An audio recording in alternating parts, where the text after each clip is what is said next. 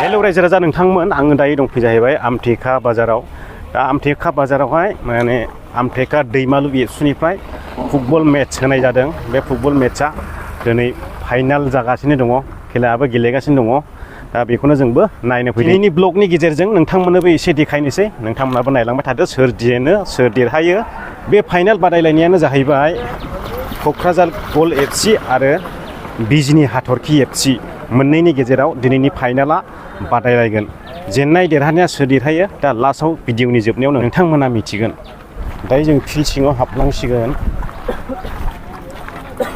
गोबां पाब्लिक सोरगिदिं नायगासिनो दं नै जोबनो गैयै पाब्लिक जाबनो आरो लोगोसे नै लटारि खेलाबो होनाय जाबावदों खेलायाबो दिनैनो जागोन माने ओपनिंआव होनांगौ आरो बेखौहाय होमब्ला बिनि फैसाजोंनो नायदो फार्स्ट प्राइजआ 10 थानाया दा बल गेलेनायखौ एसे देखायनोसै ओरैबो पाब्लिक जोबनो गैयै जोंनि ओनसोलनिफ्रायबो दङ सारअन्थाइ जायखौ सन्थस होननानै मिथियोमोन बिथाङा गोबां माने जायगायाव फुटबल गेलेनानै अल इन्डिया इन्टारनेशनेल बेबादि फुटबल गेलेनानै बिथाङाबो गोबां नाम जादोंमोन बे हिसाबैनो बिथाङाबो रेलवेआव साख्रि मोन्दोंमोन दा बुंनो सानाखै दैमालु इउनिट कमिटि आरो ओनसोलनि रायजो राजा बिथांमोन सानसुमै बिथांमोनहा बोसोरे बे खेलाखौ होबोबाय थादों बोसोरे खोब मोजां खेलाया जाबोदों आरो देग्लायबो जागायजेननायनिफ्राय जोबजासिम बे खेलाया मोजाङैनो जाबाय ओनसोलनि रायजो राजा बिथाङाबो जोंनि आमथेखानिनो बिथाङाबो अल आसाम इन्टार डिस्ट्रिक्ट बक्सिं चेम्पियनशिपनि ब्रन्ज मेडेलिस्ट आरो बेजों लोगोसे आगोमा बसुमतारी बिथाङाबो अल आसाम इन्टार डिस्ट्रिक्ट बक्सिं चेम्पियनशिपनि ब्रन्ज मेडेलिस्ट आरो सासे दंबावो जोंहा जुनियर बसुमतारी बिथाङाबो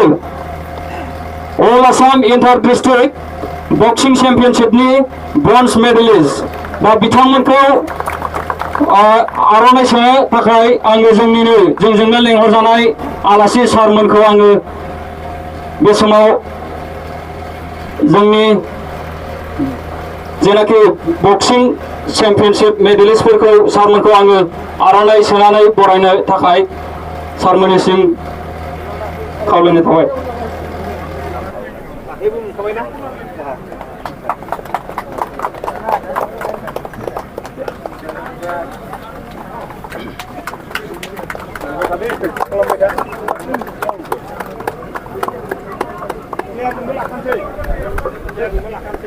बे समाव खेलाखौ स्टार्ट खालामनो सिगांहाय बेनिखायनो रेफारि बिथांमोनखौ खेलाखौ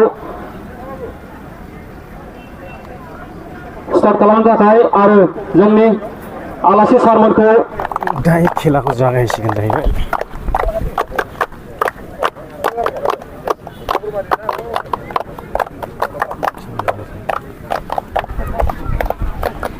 मालाबा सफैलायबाय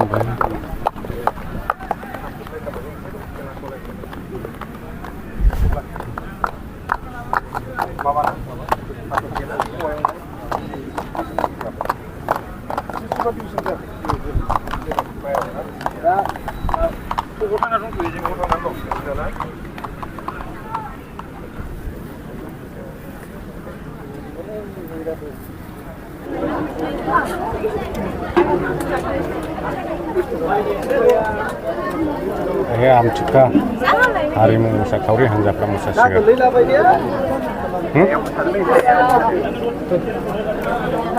आंबो मोसागोनब्रा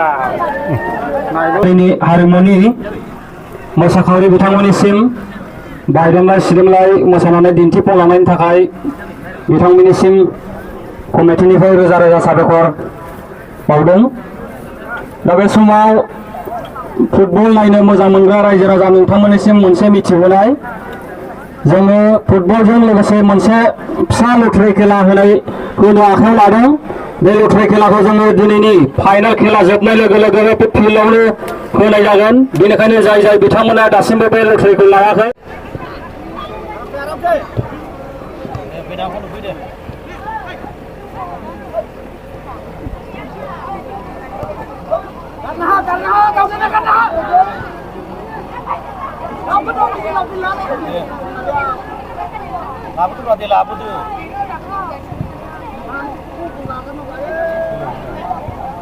होनाय जाबाय।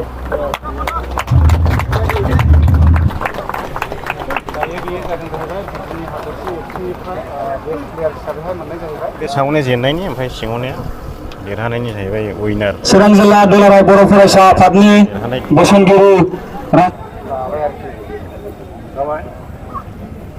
बान्थाखौ गथायनो खावलायदों। उइनार प्राइजआनो जाहैबाय 20,000 रां, बेजोंनो लोगोसे गंसे ट्रफि। देरहानायफ्रा बिसोरनि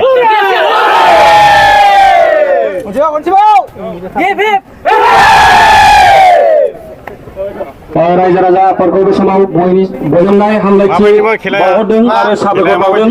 जोंजोंनो लेंहरजानाय आरो लेंहरनानै बाहागो लाफैनो हानाय जोंनिनो गाहाय नेहाथारि आरो जोंनि निसिमा आनसलिकनि गाहाय नेहाथारिनि लोगोसे गासै दैदेनगिरि आरो बेजों लोगोसे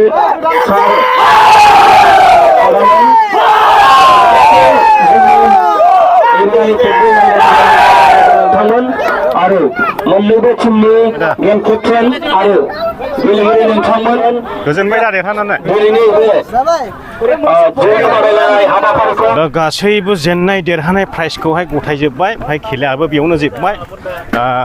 बिजिनि हाथरखि एफसिया देरहासार जाबाय।